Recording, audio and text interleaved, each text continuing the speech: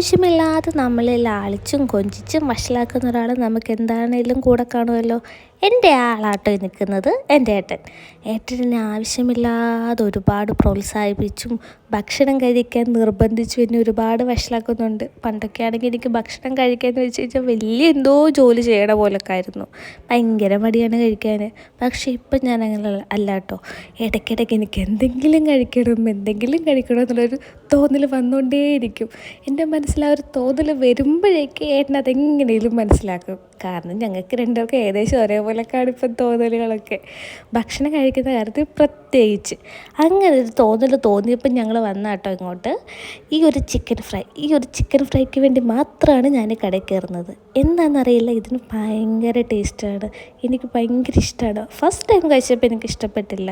അത് കഴിഞ്ഞ് രണ്ടാമത്തെ വട്ടം കഴിച്ചപ്പോഴത്തേക്ക് എനിക്കെന്തോ ഭയങ്കര ടേസ്റ്റ് തോന്നിയ സംഭവമാണിത്.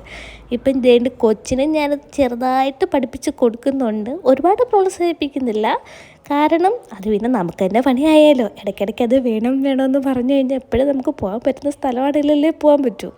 അതുകൊണ്ട് ഇടയ്ക്കിടയ്ക്ക് ഇങ്ങനെ ക്രേവിങ്സ് വരുമ്പോൾ ഞങ്ങൾ വരും. അതുമാത്രമല്ല, എനിക്ക് വേറൊരു പ്രശ്നം കൂടെ ഉണ്ട്. എനിക്ക് വണ്ടിയിൽ കയറി വീട്ടിൽ നിന്ന് ഇറങ്ങി എങ്ങോട്ടെങ്കിലും യാത്ര പോകാമെന്ന് മനസ്സിലായി കഴിഞ്ഞ് കഴിഞ്ഞാൽ വയറ്റിൽ നിന്നൊരു കത്തലാണ്. അത് എങ്ങനെയാണെന്നറിയില്ല. വണ്ടി അങ്ങോട്ട് വീട്ടിൽ നിന്ന് എടുത്ത് കഴിയുമ്പോഴത്തേക്കും ഒരു വിളി വരും. വല്ലാത്തൊരു വിളി കേട്ടോ, വിശപ്പിൻ്റെ വിളി എന്നൊക്കെ വേണമെങ്കിൽ പറയാം. അങ്ങനെ വിശപ്പ് മൂത്തിട്ട് ആദ്യം കിട്ടിയ ആ ബിരിയാണി പോരാഞ്ഞ് പോയ വഴിക്ക് ഞാനൊരു പായസം വാങ്ങി കുടിച്ചിട്ടുണ്ട്.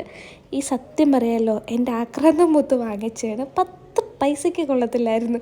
വാങ്ങിച്ചുകൊണ്ട് മാത്രം കഴിക്കേണ്ടി വന്നു. അതെൻ്റെ ക്ഷീണം മാറ്റാൻ വേണ്ടിയിട്ട് അടുത്ത കരിക്ക്. ഈ കരിക്കിൻ്റെ സൈഡിൽ കൂടെ ഒക്കെ പോകുമ്പോൾ ഏട്ടൻ ഇങ്ങനെ ചോദിക്കും കേട്ടോ, കരിക്കുണ്ട് വേണമെന്ന്. ഇങ്ങനെ അറിഞ്ഞുകൊണ്ട് ഒരാൾ വാങ്ങിത്തരുമ്പോൾ നമ്മൾ എങ്ങനെയാ പറയുന്നത് വേണ്ടതെന്ന്. അതുകൊണ്ട് ഞാൻ ഏട്ടനെ വിഷമിപ്പിക്കാതെ എല്ലാം കഴിക്കും.